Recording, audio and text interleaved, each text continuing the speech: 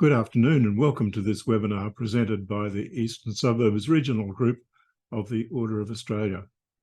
It's lovely to see so many people here, and in a moment I'll welcome our special guest. My name is Jeffrey Grinton and I'm privileged to be chairperson of this particular group. For some time I've been looking forward to meeting the author of the book Bandemonians, The Repressed History of Colonial Australia, which Janet McCalman wrote, to talk about the life and history of those who came to Tasmania, or Van Diemen's Land, and later came to be part of the society in the rest of Australia. Janet is Emeritus Redmond Barry Professor at the University of Melbourne, where she taught and researched interdisciplinary history for over 20 years. She's the author of 4 award-winning books about Australian life, including The Bandemonians. In 2020, she edited with Emma Dawson, What Happens Next? Reconstructing Australia After COVID-19.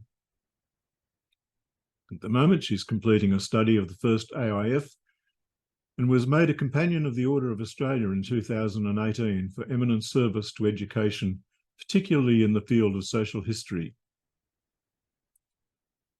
Janet, it's lovely to have you with us, and we welcome you. And we'll be very interested to hear what you've got to share with us this evening.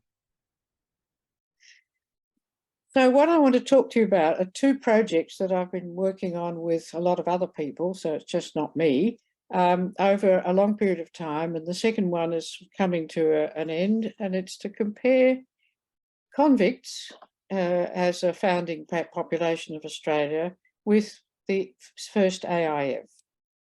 And so we've got 2 groups of young Australians that have got exceptional records about them. That's about 68,000 men, women and children transported to Van Diemen's Land between 1803 and 1853, and 89,000 Victorians who served abroad in World War I, of whom around 19,000 lost their lives. Now, both these cohorts of young people were subjected to what you could think of as a stress regime in a closed institution. That is a place that's surrounded by rules, that's restricting their behaviour, that's observing them all the time and punishing them if they break the rules. How much did that experience affect them? We tend to assume it affected them severely. Were they permanently scarred? Let's find out. And so we had 2 big samples that we looked at. In the end, we had 24,000 convict life courses and 12,000 men from the AIF that we've studied from birth to death. And here are our 2 populations, neither of them looking at their best. So on the left, we've got the depiction of Vandemonian convicts being whipped along, carrying heavy loads of stones. And we've got a group of Aussie diggers being funny.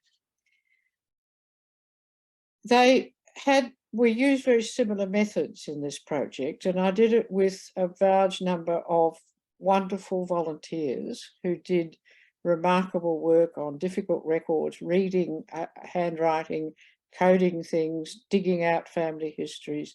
And we were able to reconstruct these lives from birth to death and put in a lot of family history. And they had the time under surveillance, which was in the convict records or during their service time and repatriation care, was coded and analysed by our researchers. And what we were looking at is what you could call insult accumulation, the accumulation of bad things that happened to people. So obviously with the convicts, it was going to be things like punishments, such as flogging and solitary confinement. But obviously, and with the war, it was the exposures to battle itself and to disease, and to a lesser extent, punishment when they infringed. But in some ways, there's similar. You've got young men mostly, and being young men, and they're fighting against a system as well as being put through a severe ordeal. And how they're going to cope with that. And so we look at their reactive behaviour when they were breaking the rules and the penal and military discipline. And each cohort included a sort of control group who'd actually had a fairly easy time of it going through that trial. So there's the men who don't go to the front, and that's quite a number, or they had a very brief time under battle conditions, or they weren't in a combat job in the army. So they'd act as a control for those who had a very severe experience in the trenches. And with the convicts, one of the things that began to be discovered when we looked at records systematically was that only about half those men and women who went through the system actually had nasty things happen to them. That about half the convicts worked out as if they kept their head down and kept the rules, they'd get out of the system in the minimum time, and that they could get on with their lives. And so you've got people who have extreme experiences and a control group to whom very little happens.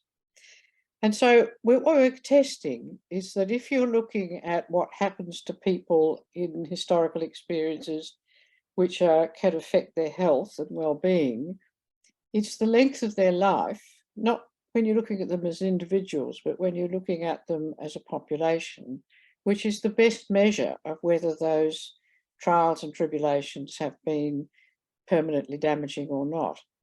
The second test we had was whether they were able to form a family and whether they could produce a lineage. And so again, that's not so much a test of the individual, but it was whether it's possible for a man to start a family and earn enough money to provide a roof over their head and food on the table. And finally, we could talk about social destiny. Where do they end up in the class system at the end of their life? Do they end up very poor? Are they successful, and so on? So in the end, how significant were these exposures to the trauma in the totality of their lives and on the society that they belonged to? Were these marked generations, or did they blend in with those around them? So there are some key differences, however. First of all, the convicts were forced to come here. They didn't choose. They weren't voluntary immigrants. The convicts also included a lot more women than did the military forces in World War II. The convicts also suffered, and very severely, under stigma and shame, that their reputation for life was ruined. And most convicts went into the system and came out of it as destitute people with no money. One of the other things was that most had lost one or both parents, and that was something we didn't expect to find, and which then transformed the way we understood what had happened and why these young people had ended up in the prison system. Now, the difference was that the AIF were all volunteers, and the Australians were the only purely volunteer army, I think, fighting in the First World War. So they're qualitatively different from the Allies. I'm not sure about Canada and New Zealand. I think New Zealand had some conscription. Canada had a lot of problems with the First World War service because they had a very resistant population in the French. But the Australians were volunteers, and this affected things like the rate to which they were deserters and went AWOL. So the AIF had the worst record of all the combatants of going AWOL or deserting, because they didn't get shot for it, whereas the British Army, you got shot if you're a deserter. So it wasn't as dangerous to desert, but also they didn't feel perhaps the same fear and commitment that they would have had they been conscripted. So they felt more free agents, and if they really didn't like what they were doing, they nicked off. The other thing was that the AIF was the most unionised army in the world. They went to war under a Labor government, the first government fully of working class men elected in both houses in the world. So Australia is a very different society from Britain or France. It had this working class government. It had a very working class army that was unionised. So they're the most unionised in that sense, politically conscious. The other thing compared to the convicts, of course, the Anzacs were lionised. They were highly thought of. They were mostly poor, but they tended to be slightly better class and better off than the convicts. But many had also lost their parents, and that was one of the other things which became very clear, is that with men dying young, so many families were single-parent families. So the fact that we have a lot of single-parent families now, it was what it used to be like also, because men died, and a surprising number came from broken families where the fathers had run away. Not many got divorced, but they certainly ran away a lot. Now, just to put things into perspective, if we look, this is at the convicts, and this is all the convicts that we studied, from birth to death in their time span.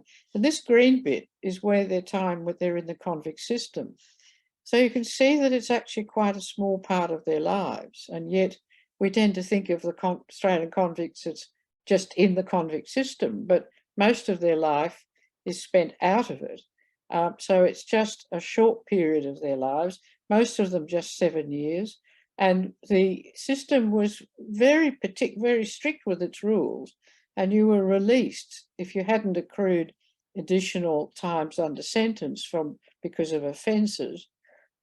You were released from servitude exactly to the day to which you'd been sentenced abroad, back in England or Scotland or Ireland 7 or 10 years before.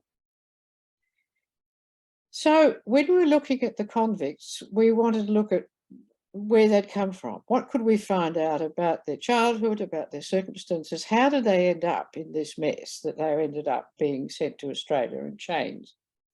And we divided their origins, their places where they were born, into different environments, villages, and normally people had only been looking at country and urban backgrounds, and we changed that and looked at the urban backgrounds in more detail. So you've got industrial towns, which might be quite small in population, but were heavily polluted. You've got port cities, you've got London, which is a unique environment and economy. And in Ireland, they were both before and after the famine, you've got two entirely different societies and populations. And so we broke them all up into those different groups.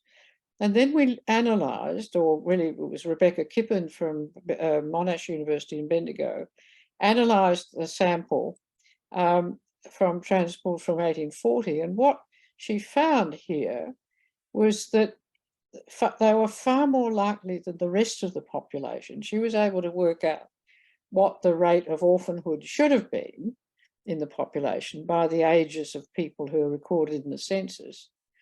And from that, she could calculate how many of our convicts had lost both parents, and an even greater number, of course, had lost just one.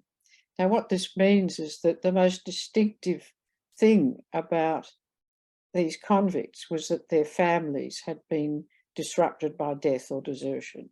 So the family unit that was meant to protect and feed a child or young person had fallen apart. And that this was especially so for people who were found in port cities. It's much worse for women than for men. And it was very, very bad in Ireland before the famine and after the famine. And down here are the sort of effects of mortality on the general population. You can see that the rate of orphanhood is very much lower, but with Ireland, the famine has a massive increase in the amount of orphanhood. And the other place that's very bad is Liverpool. And that we're going back here to the port cities. And port cities were the worst places to be born, not so much just because of the baby, but because of what it was like for their mothers. And port cities had very little respectable work for women. There were places of great violence, of heavy drinking, a lot of prostitution. And so the children are growing up and have been carried in utero in an environment surrounded by heavy drinking, violence, and toxic stress. And so let's look at how long they all lived. And we could see here, this is in the middle here, the life expectancy of men and women who were in Tasmania generally, which includes convicts. You can see if you look at the recent later period towards 97 and 99, that women live a bit longer than men, but they're doing pretty well. They all get to just around 64 and a bit. When we go in earlier periods, certainly the women are doing less well in Tasmania. But if we look at England and Wales in two different periods, and here we see the improvement in life expectancy is largely experienced in women, not men, but that women are starting to do very much better by the 1870s. So, sorry. So we've got that change. Now, but look at convicts. What you have in convicts is that all convicts, which means those who die in the sentence, they've got very poor life expectancy for both, but terrible for women. And those who leave the system and are emancipated, again, the women's life expectancy is terrible. But the men are doing about the same as men as England and Wales. So what we can conclude from this is that it was a good thing for a man to be transported. He certainly did better than other men of his own class who stayed in Britain, but the women were doomed, and that their terrible outcomes were determined even before they arrived in Australia. So what are the perils of colonial life? Well, this was one of the biggest ones. It's the demon drink, it's violence, it's unemployment. And just to give you the flavour of the demon drink, this was the recipe for the most popular drink in Ballarat, in Main Street in the 1850s. And it was known as the knocker, and it comprised half a pint of methylated spirits, half a cupful of cayenne pepper, half a teaspoon of Indian opium, just to calm you down, 2 gallons of water, 2 gallons of Jamaica rum, use hot water, stir well, allow to stand for 24 hours. So that was the larger killer of everybody, but women in particular.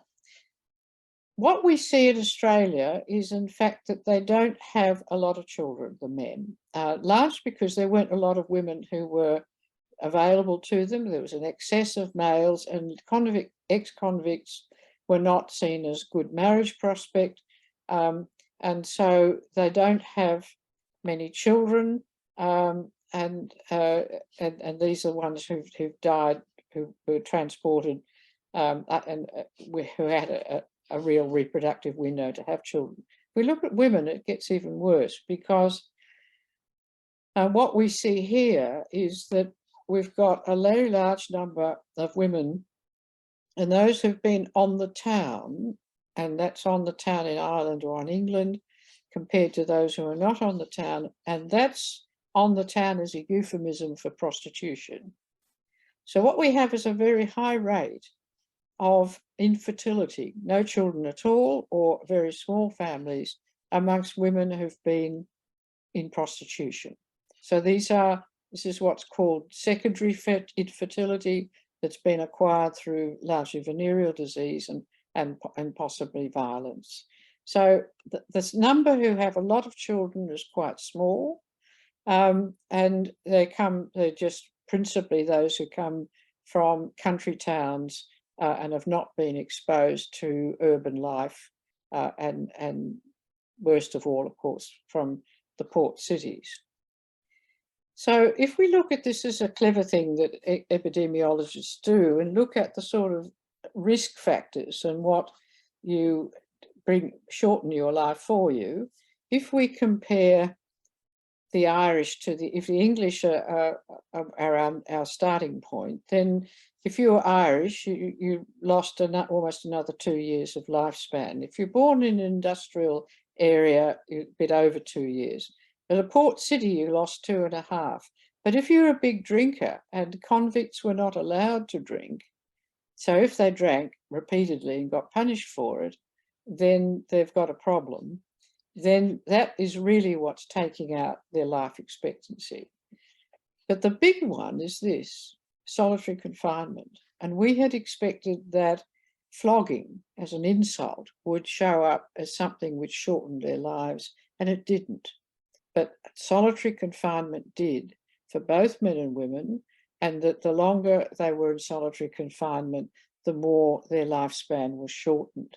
So what we have is torment of the mind, psychological distress being far more damaging than physical pain and wounding.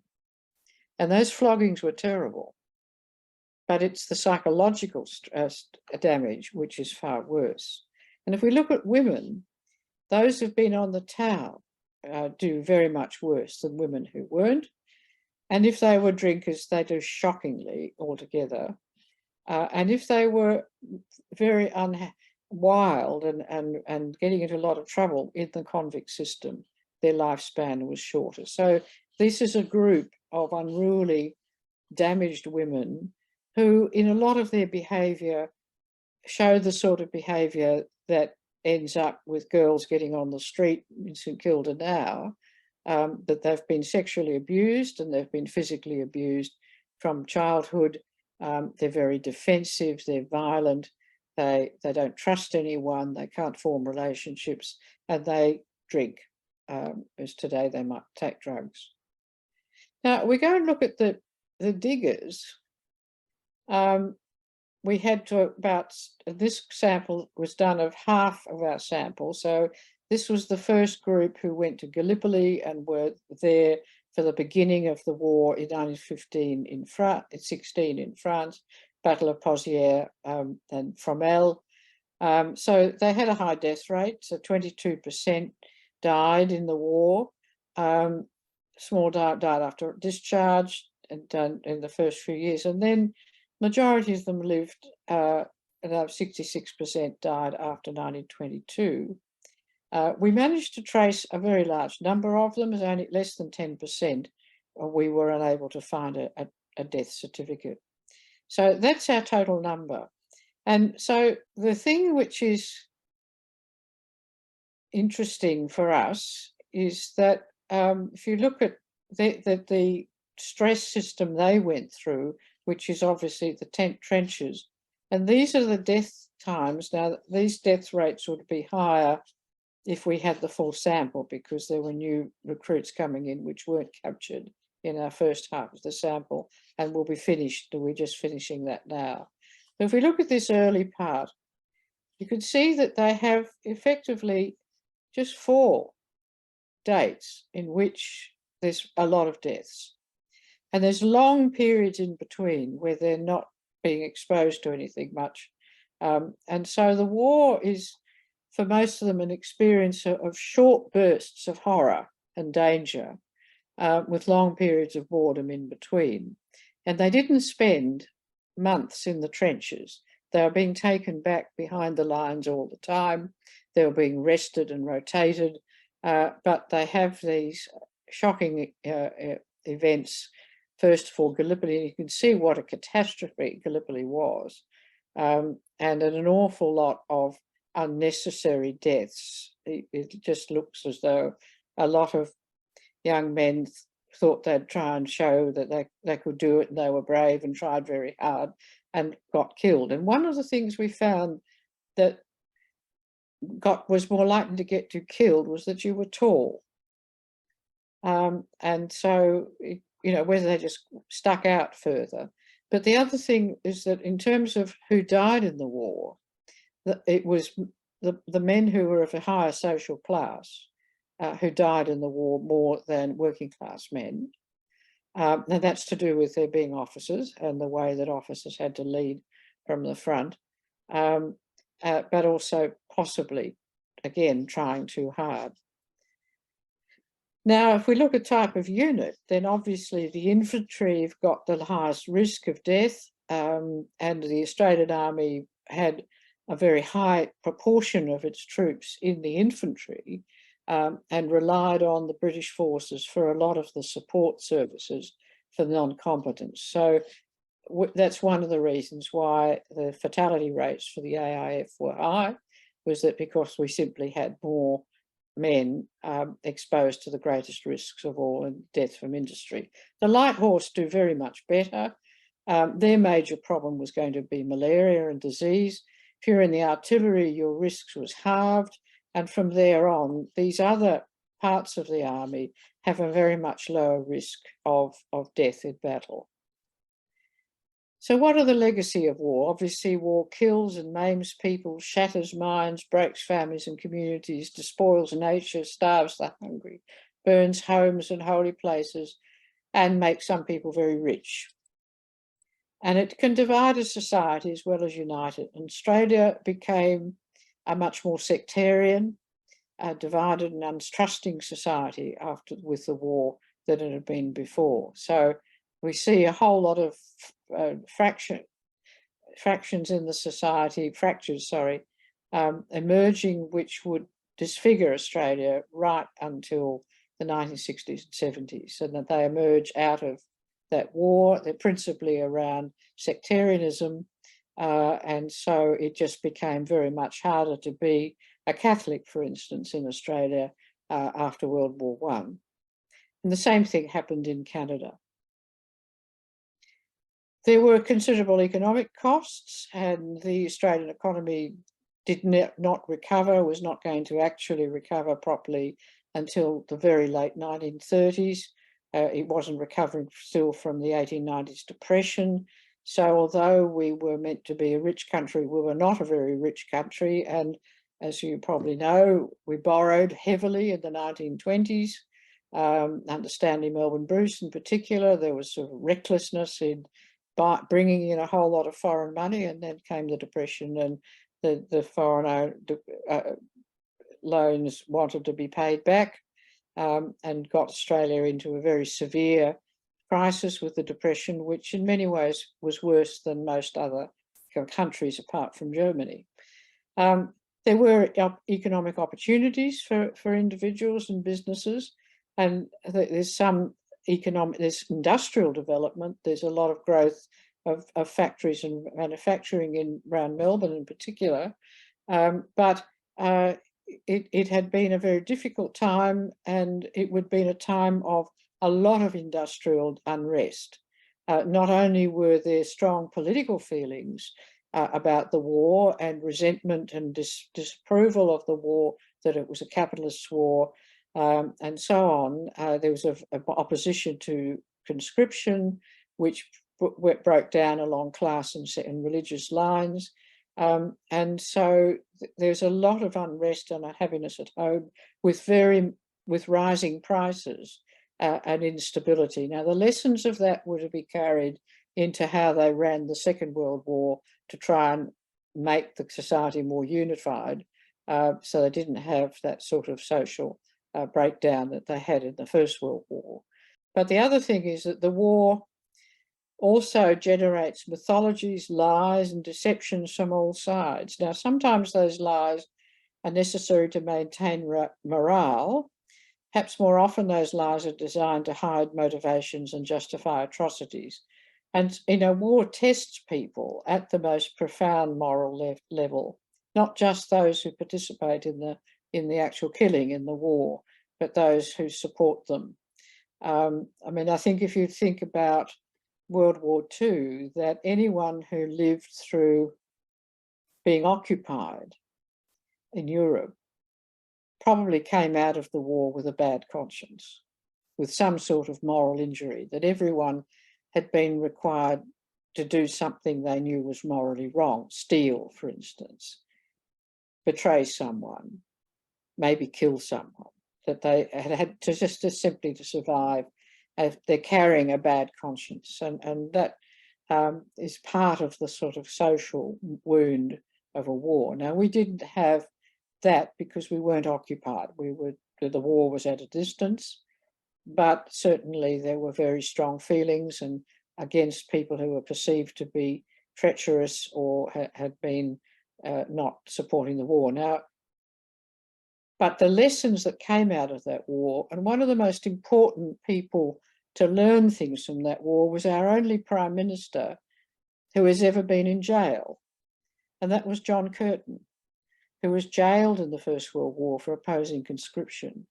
And yet when he becomes Prime Minister in the middle of the Second World War, at this time of terrible national peril, when Australia felt totally alone, he made commitments then to look after the civilian Australia as much as the military Australia, that they couldn't ask people to make the sort of sacrifices that they needed to make after all that they'd been through with the Depression and the First World War, unless government promised them a much better society when the war was over, which is what the genesis of post-war reconstruction, which began immediately that Curtin took on the prime ministership, and he was supported in this by Herbert Coombs, H.C. Coombs, and obviously Chifley and Redmond. So, as I said, few civilians of competences experienced World War II, survived occupation, resistance, collaboration, or flight with a clear conscience. And the legacies of the Great War in Australia, I think, are still with us in our national narratives of our essential Australianness. And those narratives are not free from lies. Lies hamper truth-telling, reconciliation, and healing. One of the big lies is around the Battle of Villers-Bretonneux, which an enormous amount of money was being spent by the Abbott government in commemorating, except that the truth was that the quite small Australian force involved got into deep trouble and had to be rescued by the French. What's even more humiliating for them is it was the Moroccans who had to rescue them. And that's been a complete fabrication of a heroic event. It was a terrible event and a trauma for the Australian soldiers, but we've gone and invented a heroic episode that never happened, had a big commemoration, a huge expenditure, some massive amount of money spent on the thing at Villers-Bretonneux, and the local village very grateful because that part of France is suffering from post-industrial decline and they love to have tourists. So they've played up to us. So this has come from French historians who've started looking at what's going on. And war also has mental and physical legacies. How do we measure them and how significant are they? Because here is history that, if you like, is inscribed in the body and in the mind. We've got embodied evidence in the lives of the participants. Now, what is really important through both the wars and the convict system, where they're alike, is that they have the occasions of significant government investment in young people. Now that might seem paradoxical, but the young convicts in particular, the state saw its role to rehabilitate them, not to just endlessly punish them. So they were actually given classes in reading and writing on board the convict ships, and if they went to the reformatory part of the system, which was Point Poor, that they were given trades and trained to be able to support themselves, mostly as shoemakers, but also cabinet making. So that there's an investment. And for the women, they had to teach them domestic arts because most of them had no idea how to cook anything because they'd not been living in sufficient circumstances to be able to cook things. So the system was investing in trying to return them to civilian life.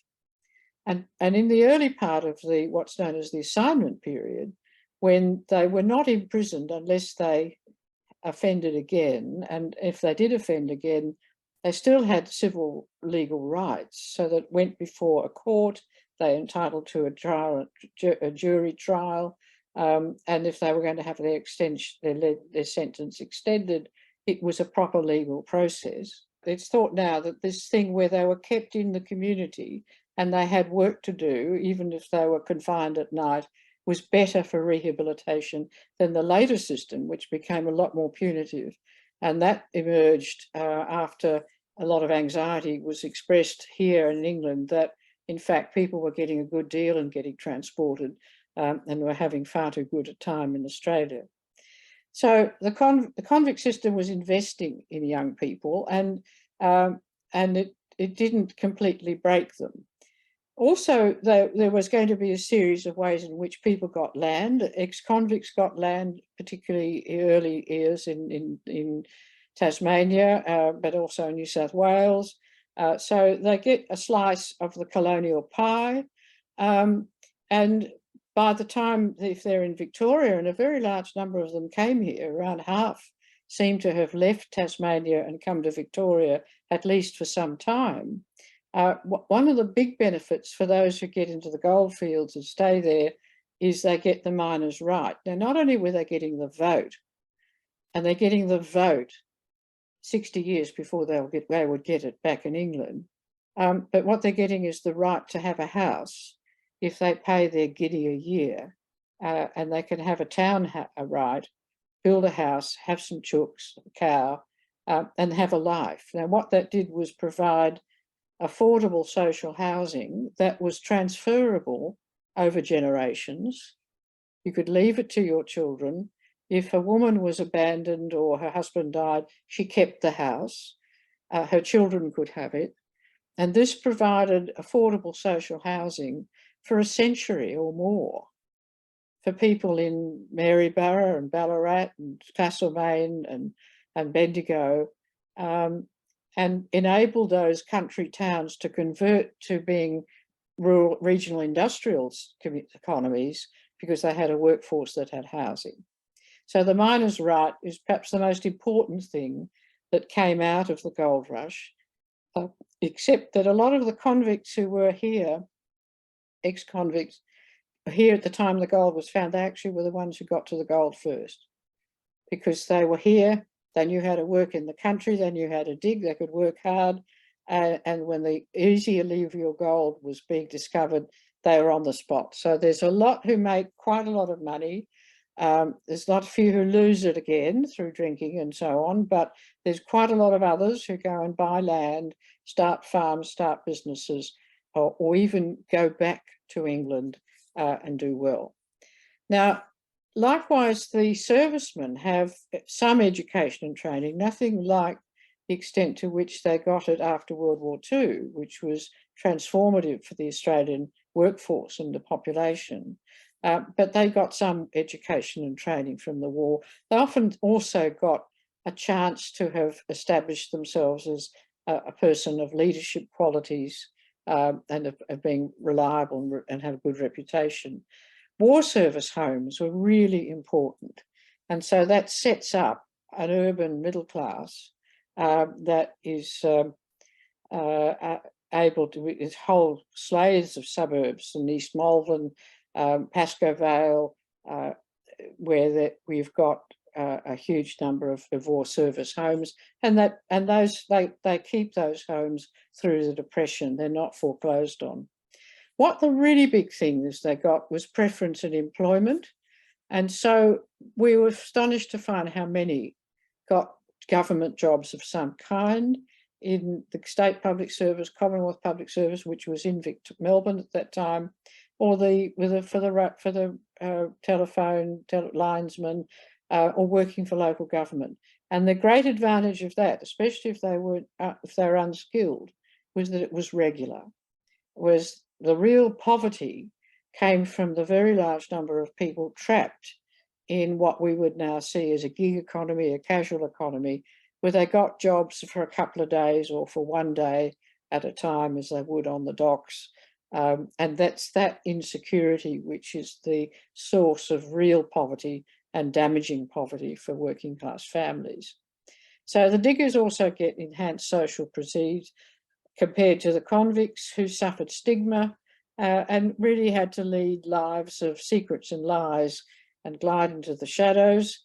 And there's very little progress in their lives, but still by 1914, the families are still very poor.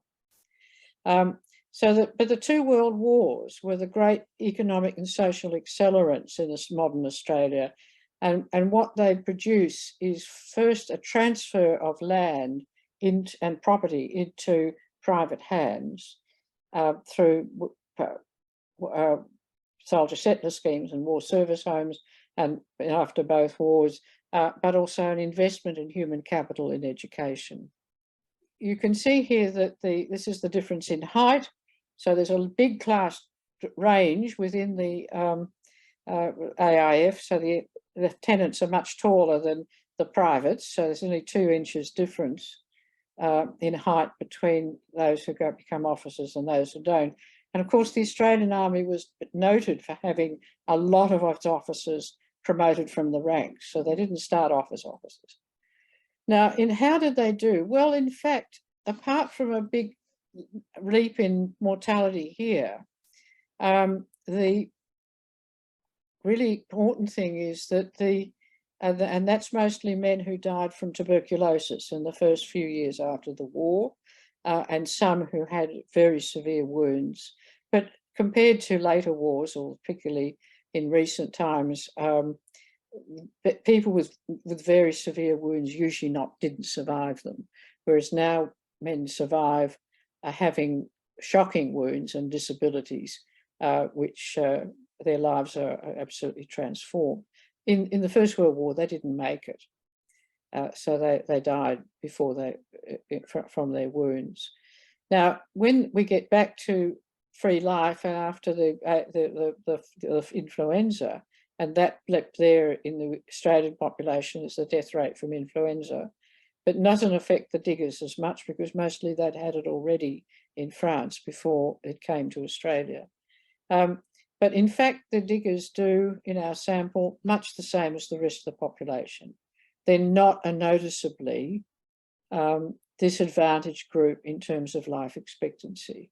So despite all that's happened to them, it's not having an impact on their life outcome.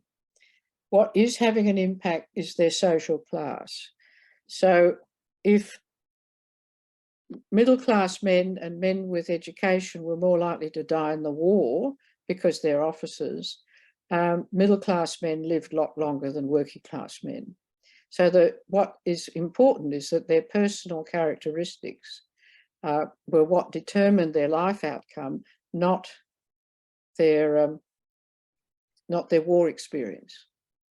So the war hasn't, as a population, shortened their lives. Their lives have turned out as they would have anyway. And one of the things that we've just got figures on today, even those, I'd asked the researchers to mark up those who had tattoos, because tattoos in those days were a mark of being very rough. And sure enough, the men with tattoos had much shorter lives than those who didn't. So what we've got is that these very poor men are the ones who do worst. And the skilled regional workers do very well, and the skilled working class, the upper middle class doing well, and the farmers do best of all. And that they're not necessarily own land, but they're working in the land. And the casual poor, the criminal, the people living in the very worst slums, they have a very bad outcome. So of those who, of their discharge, being discharged medically unfit was more likely to mean your life was shortened. And if you were partially or totally permanent disabled, of course it shortened your life. There's not a lot of them. It's only 52 out of that full number. Venereal disease, however, if you discharged with venereal disease, you were a very high-risk person. So what are their benefits? They were a volunteer army and they were to be rewarded with benefits for life. And so they had the most generous regime of medical care and pensions of any of the World War I combatants, far better than the United Kingdom or the Americans. Effectively, they had, through the REPAT scheme, a free national health service just for veterans. But, of course, the veterans had to prove that their illness or disability was a direct consequence of their war exposure or trauma, And that became increasingly difficult as they got older. So how could you actually show that a man's heart condition in his 60s was related to his war experience and he was 20? And that was going to be extremely difficult. Now, today we might know enough to say this is setting up risk factors, but I can see someone shaking his head. They couldn't do that then. And so this led to a whole lot of sense of grievance that people weren't recognising that the war caused everything, when in fact they had no evidence to be able to say that was the case. So there's a great deal of stress and grievance in the veteran population over things like that. The other really interesting one was around gassing, where we've not found any relationship between being gassed and it shortening your life. There's a few men who clearly have had very bad burns from mustard gas, and they have lung problems for the rest of their lives. But the great trope of World War I was that a bloke was gassed and that's why he was crook. Now, gassing becomes the great excuse for everything. It explains domestic violence, it explains drunkenness, it explains mood disturbances, and it's invoked as this thing. But a huge number of them claiming gas, it's not on their service record that they had been gassed and were sufficiently incapacitated to be taken to the casualty station. So a lot of blokes are trying to prove that they've been gassed because there's no record of it. Now, maybe they had smelt gas, maybe they had had some, but it's an exposure that's probably equivalent to what would happen to a lot of people in the workplace, and wouldn't necessarily affect them for life because it's happened just once.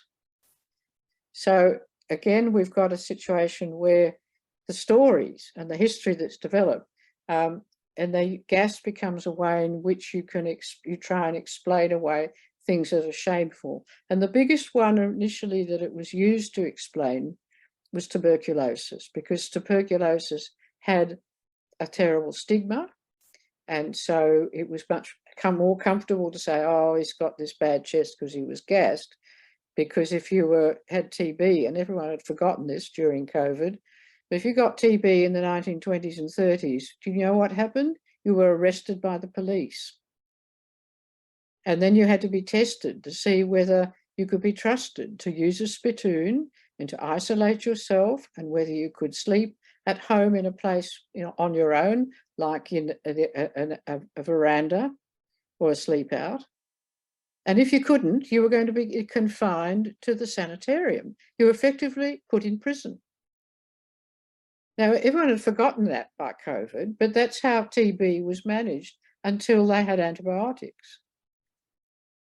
So, and even in the 1950s and 60s, if you got TB, as one of my family did, you were locked up for a year in the sanitarium. You lost your freedom. So TB was a terrible shame, and therefore it was much better to say, oh, he's got a bad chest because he's gassed. So the gassing thing is rather like Agent Orange, where it's never been possible to prove an exact correlation between exposure and disease because the evidence is never there. We've got no records of the actual release of Agent Orange, time and place where that particular digger actually was. So that's the technical problem of trying to prove that. As I said, veterans were privileged for government jobs, and they had therefore the most economic security. But there are inevitable contests, and the pensions were often part pensions, are pretty small. But by 1938, almost 1 million Australians were in receipt of a pension of some sort, which was a colossal fiscal burden on a government that was bankrupt, because they hadn't worked out, as usually it doesn't have, how much this was going to cost in the future when they promised it in 1920. And so, although individually people felt hard done by because the pensions were so miserly, there was 1 million people in a country of 7 million were on a pension. So it's a huge commitment that the government made. There are about 40,000 men put on the land, and of course we all heard a lot of the tragic failures. You don't hear as much about all the success stories. In Victorian context, the big success stories were in dairy farming, because that's when they cut up a lot of the big squatters' estates in the Western districts, and they had plenty of water. Gippsland was another area of successful dairy farming, and there's all the Goulburn Valley orchards. So the story of the Mallee catastrophes and tragedies is not the full story of the soldier settlers. And what we've got is the war service homes of solid homeowning and fairly conservative constituencies in cities and towns is now created by that right. So what are the similarities between the convicts and the diggers? And this is what perhaps the most important thing. What we found in both, and here they are, terribly different bits of history, different times, different places, but that the early life influences and their personal characteristics were more important than the actual exposures to the convict system and its horrors, or to the horrors of war, in determining their life outcome. So what we're getting is a message about resilience, what gives people the ability to cope with things, and what makes them more vulnerable.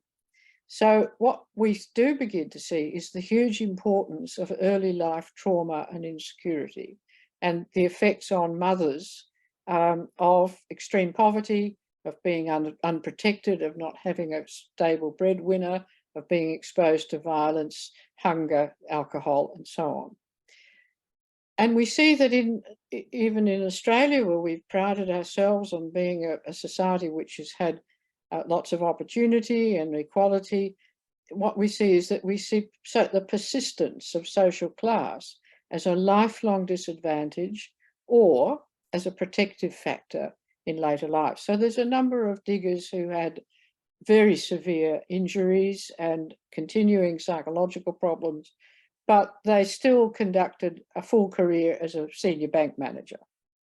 It was easier to put up with that if you had a rewarding job and you had financial security and social status. That's much harder to put up with if you're struggling to get a bit of work here and there, or you're going into the bull ring at the docks hoping you'll be picked that week, but your body's going on you, and you miss out. And the whole culture of where you live affects how bad those effects are. But both ordeals conferred later life benefits on a significant minority of convicts because, as I said, of this public investment in their lives for rehabilitation.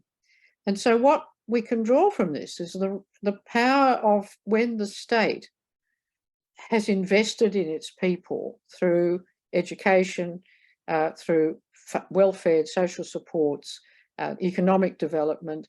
It's made a big difference, and that the historic events that gave Australian people a kick up the ladder were the two wars, where governments were forced to spend and forced to invest. Yes, they generated a lot of debt, but John Curtin didn't sit in his desk in Canberra in 1941 and think, my God, I can't afford to fight this war because think of the debts the grandchildren will have to pay. Well, thank you. We are the grandchildren, and it's worked out very well for we baby boomers. And so that the immense investment that the Curtin government put into post-war reconstruction, which kick-started the modern economy, kick-started a huge amount of manufacturing, kick-started higher education and research, and expanded enormously public services, which then expanded the job opportunities for middle-class people in particular. So there's two groups who really benefit from that big expansion of government that comes with the Second World War and was continued after the war, first by the Labor government and then by the Menzies government. And the same thing happens in the United States and in Britain, that conservative governments realised they had to continue that investment, that the effects are that you build the middle class because there's all these new jobs for teachers and nurses and doctors and administrators and all the work that goes on in running a more complex society. And that's a middle class job. And there's more security for workers, particularly those who were unskilled, who went to work in the new in-state instrumentalities like the State Electricity Commission, and the expansion of railways and so on, where they got paid all year long. They weren't paid by the day, which is what they'd been before. So these are the big changes, giving people job security, wage security, and the expansion of the social program. It builds both the middle and the working class. And with that, people get onto the property ladder for the first time in their family history. And we're now coming to the end of that being an easy thing for Australians to do. It's now become very hard. So we've had a brief period in which ordinary people were able to get a house. Now that's coming to an end. And I just thought I'd finish up with this picture of young Australians, and these are working class young Australians in 1932 in South Melbourne. And if you look at them closely, there's a couple of kids who are in hand-me-down clothes and a bit grubby, but basically they are a healthy bunch of kids. And by this time, this is the worst year of the Depression in a place like South Melbourne, but there is still by now enough investment by society in these kids. There's enough institutions which have got their back, whether it's the school itself, which is probably providing them with meals if they haven't got a meal, and often the teachers were paying for that out of their own pay. They've had a child maternal health system looking after their mothers and themselves as babies. They've had kindergartens provided by the Free Kindergarten Union. They maybe have been in the city creche in South Melbourne. All of these were social things, and backing it up with the Children's Hospital, which was a free university hospital. And there's just enough infrastructure, professional skill and commitment to keep these kids on track. And so one of the remarkable things about the 1930s is that you don't see a big spike in ill health in children that you might expect. That there's just enough infrastructure, just enough support to keep people able to survive. And so that's a very big change from the 1890s, which was the childhood of the AIF, which was far worse. And we can begin to see here that modern Australia is taking shape and beginning to look after its people, and its people are able to do much better. So there's a few unhappy kids, and there's a couple who are very, very bit neglected, but on the whole, they're doing very well for the worst year of the Depression. And that's the end of my story. Thank you, Janet. It's you covered a lot of ground there, so thank you for that. One of the people who would normally be in these seminars is Neil Roy, who's actually going to be our next speaker, but he knows of and is familiar with the work of Janet, and he actually sent me a question, which I might put to you, Janet.